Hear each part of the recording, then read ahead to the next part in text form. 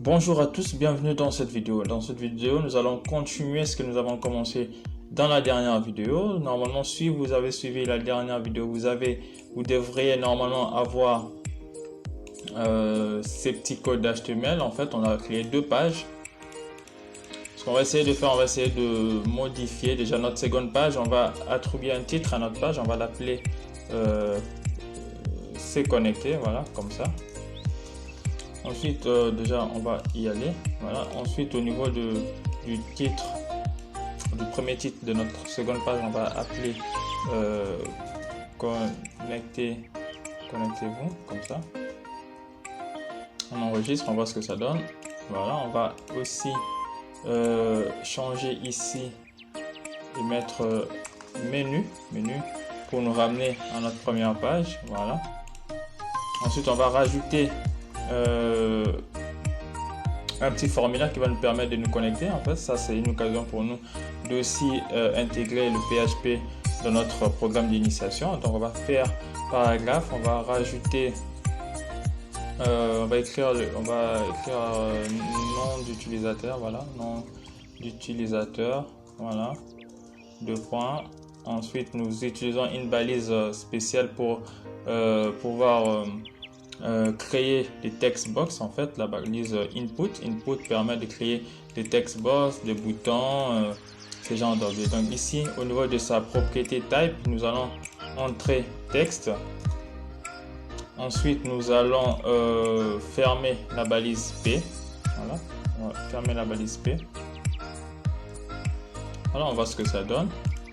Voilà, non, on a un petit texte suivi d'un text box. On va faire la même chose pour le mot de passe. On va faire un copier-coller. Voilà.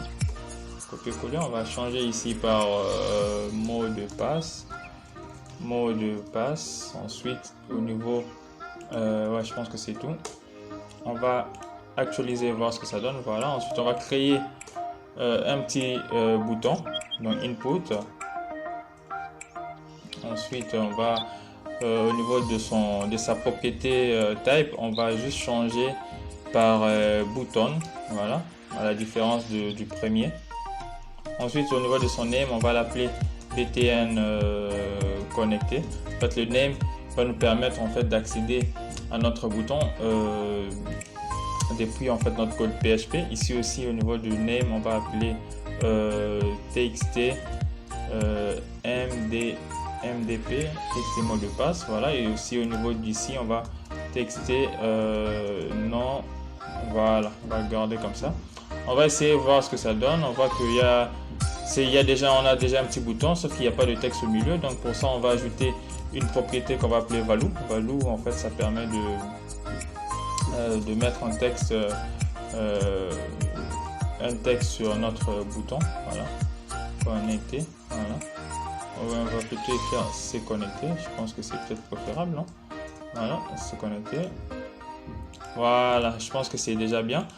On va essayer d'intégrer aussi le CSS histoire d'améliorer en fait le rendu de notre page. Au niveau de notre première page, déjà ici aussi, nous allons supprimer les 5 titres, les 5 derniers titres. On va garder qu'un seul titre. Voilà, on va essayer de voir ce que ça donne. On va garder comme ça. On va changer ici en mettant un petit paragraphe. On va écrire déjà connectez-vous pour continuer la navigation. Voilà. Donc au niveau de notre connectez-vous, on va mettre une balise. La balise, bon, on va juste prendre ça. Voilà, on va prendre ça, on va déplacer ça ici. Ensuite, on va prendre ça, on va le déplacer à l'intérieur de la balise. J'espère que vous comprenez en fait que c'est pas très compliqué. Donc, on va essayer de voir ce que ça donne. Donc, on voit que le mot connectez-vous, c'est un lien. Voilà, si on clique dessus, ça nous ramène à notre page page de connexion. Donc ici en fait on va aussi améliorer ces rendus, en fait on va améliorer ces rendus grâce au CSS. On revient sur notre éditeur de test, on appuie sur CTRL N, CTRL S, on va créer une feuille de style. Bon voilà, on va créer une feuille de style qu'on va appeler mafeuille.css. Voilà, mafeuille.css. Voilà, elle est toute vierge. On va faire appel à lui au niveau de notre header, en fait, au niveau du head, de l'entête de notre page HTML, avec la balise link. Link permet de faire appel à d'autres fichiers qui rentrent en jeu dans l'exécution et l'affichage de notre page web. Donc ici, en l'occurrence, on va faire appel à notre feuille de style, mafeuille.css. On va faire la même chose pour notre deuxième page. Donc ici au niveau de l'entête, on va faire la même chose. Voilà, on va copier, sauvegarder, pas de souci. Maintenant, ce qu'on peut faire, on va essayer de centrer. Je vais essayer de l'ouvrir sur un différent onglet, voilà, comme ça. Voilà, on a le 2. On va essayer de centrer nos éléments, en fait. Pour ce faire, on va modifier tout de suite la valeur de notre balise body au niveau du CSS. On fait son style. On va modifier de cette façon-là. On va juste mettre le mot-clé body. Donc, quand on fait ça, en fait, on va modifier tous les styles de notre balise body. Donc, ça veut dire que tous les éléments qui seront compris dans cette balise seront, en fait, on va dire, auront un style différent. Donc, on va prendre la propriété text align, on va le mettre à center, en fait, au milieu. Voilà, tout simplement, on va enregistrer. Notez qu'il y a beaucoup de propriétés. On va pas tous les étudier, les énumérer comme ça. Je pense qu'on va plutôt faire les choses progressivement. Donc, on va enregistrer et puis essayer. Voilà, on voit déjà qu'il y a un alignement centré au niveau de nos deux pages. Voilà.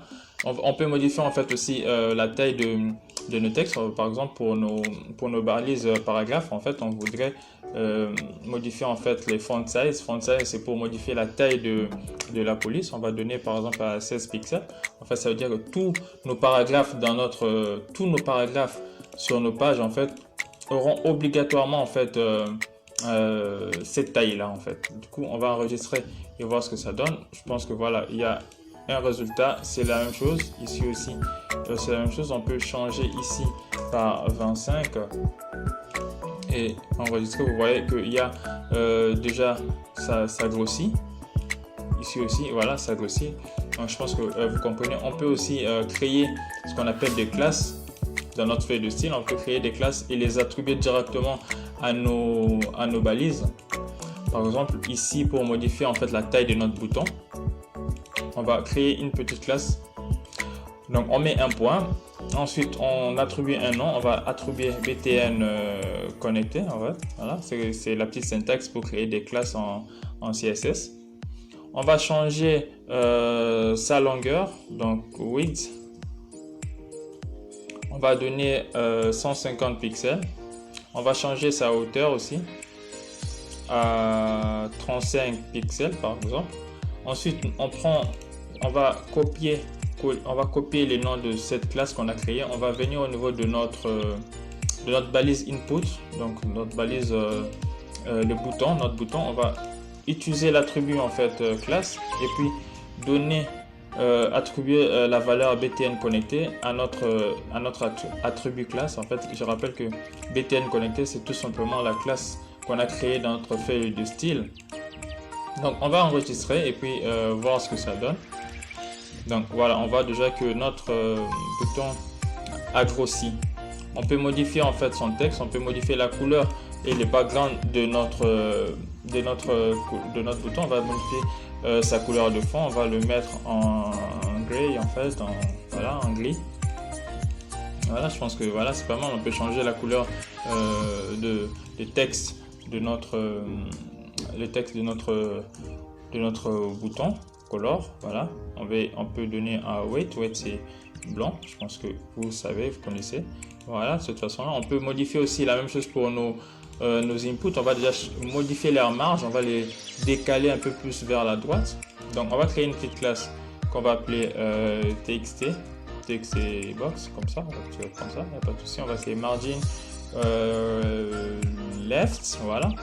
On va donner à 15 pixels, vous allez voir ce que ça donne.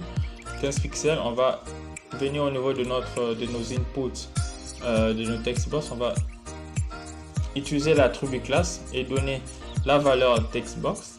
On fait la même chose pour notre mot de passe, on utilise l'attribut classe, ce sont des attributs, et là entre les guillemets ce sont des valeurs, donc on affecte à l'attribut classe une valeur. Donc c'est la même chose pour l'attribut type, l'attribut name, on les affecte des valeurs qui vont nous permettre en fait de les manipuler en fait en dehors de ce morceau de code, il n'y a pas de souci. Donc, on va enregistrer et voir ce que ça donne. Voilà, margin, ça permet en fait de décaler au niveau de la marge. Donc nous pouvons augmenter à 35, voir ce que ça donne. Voilà, on voit qu'il y a un décalement beaucoup plus accentué. Nous pouvons modifier aussi beaucoup de choses. On peut notamment ajouter des couleurs, un background color. On peut au niveau de notre body ajouter un background image. Donc l'image de fond, on va URL, c'est les mots-clés pour insérer, donner les liens de nos images. Moi je vais utiliser les PNG, une image de fond que j'ai récupérée, voilà, il n'y a pas de souci. De cette façon là on a notre image, bien sûr ce n'est peut-être pas aussi centré que l'on voudrait, on peut aussi modifier ça, il n'y a pas de souci. Voilà, on va commencer aussi à, je pense qu'on va dans la prochaine vidéo on va entamer les CSS pour pouvoir en fait gérer les informations de notre text box. Sachez que vous pouvez modifier en fait son style aussi, hein. Vous pouvez ajouter beaucoup de fonctionnalités, il y a tellement de propriétés à voir au niveau du CSS. Voilà ce que je vous ai présenté aujourd'hui, c'est juste comment modifier déjà une balise directement avec son mot-clé. Ensuite, comment créer une classe. Vous pouvez aussi créer ce qu'on appelle des héritages. Vous pouvez aussi cibler des éléments. On peut aussi, je pense qu'il y a des balises que nous n'avons pas vues, hein. Il y a des balises que nous allons peut-être voir progressivement, notamment comment créer, faire des listes, comment insérer des images aussi à travers notre code HTML, comment insérer des audios, voilà, des petites vidéos aussi. Donc tout ça, je pense qu'on va le faire progressivement, on va avancer progressivement. Prochainement, on va commencer avec le PHP, voilà. Je vous dis à la prochaine. Je vais essayer d'enchaîner cette série pour aller un peu plus vite et puis la terminer et commencer une nouvelle série. Je vous dis prenez soin de vous, bye bye.